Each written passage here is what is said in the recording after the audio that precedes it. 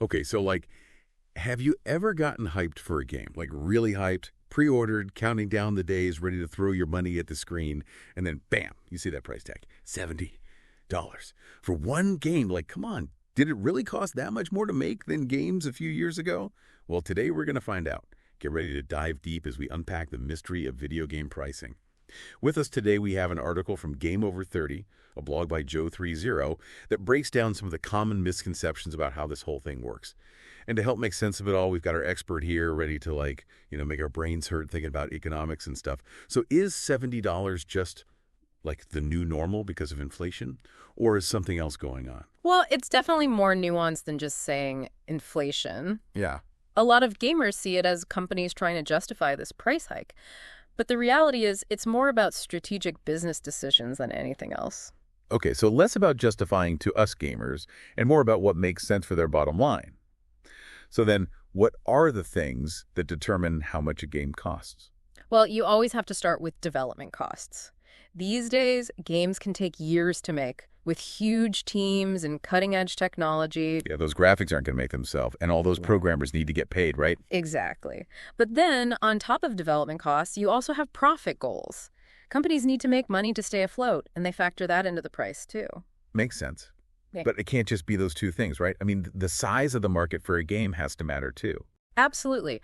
A small indie game isn't going to have the same pricing strategy as, say, the next Call of Duty. Right, of course. They need to consider how many people are actually going to buy the game at a certain price, and that's where the idea of price absorption comes into play. Price absorption, what's that? It's basically figuring out how much the market will bear before it starts to really impact sales. So they're basically trying to find that sweet spot, right? Exactly. And this whole dance between price and perceived value is nothing new.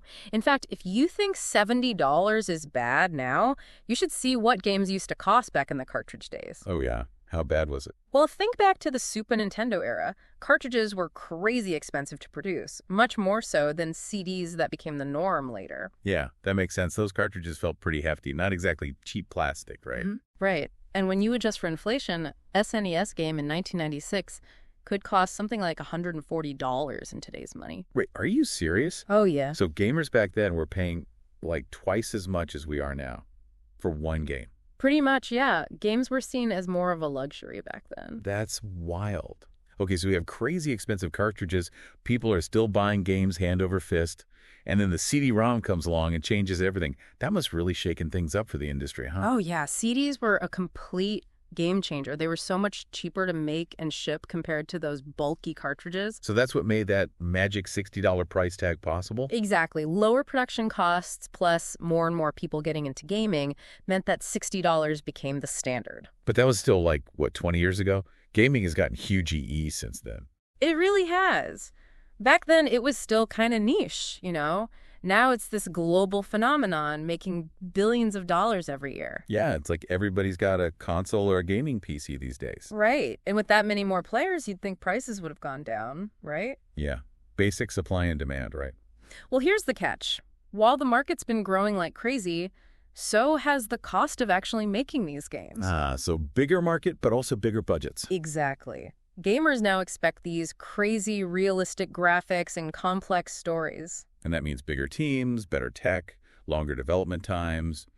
All that adds up. It does. It's not like the old days where a couple of people could make a hit game in their basement. So are companies basically just betting that we'll keep paying more and more as long as the games keep getting better? It's a gamble, for sure. But so far, it's been paying off.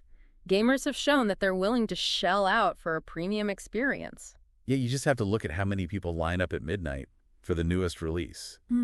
That $70 doesn't seem to scare anyone away. But it's not all about those huge AAA games anymore, right? Like that article we're looking at, it also talks about games as a service and stuff like Xbox Game Pass. That's got to be changing things too, don't you think? Oh, absolutely. Subscription services are changing the entire landscape of how we experience games. You're not just paying for a single product anymore, but access to a whole library. Yeah, it's like Netflix for games. You pay your monthly fee and you can play a ton of different stuff. No need to spend $70 each time. Exactly. And that's really appealing to people who maybe don't want to own every game forever, you know? Yeah, makes sense. But then where does that leave those big AAA games? Like, do you think subscriptions will eventually just take over? It's definitely possible. We're already seeing some big publishers put their games on those services day one. Wow, that's a pretty big deal. I wonder how that works financially, though. Do they get a cut of the subscriptions or what?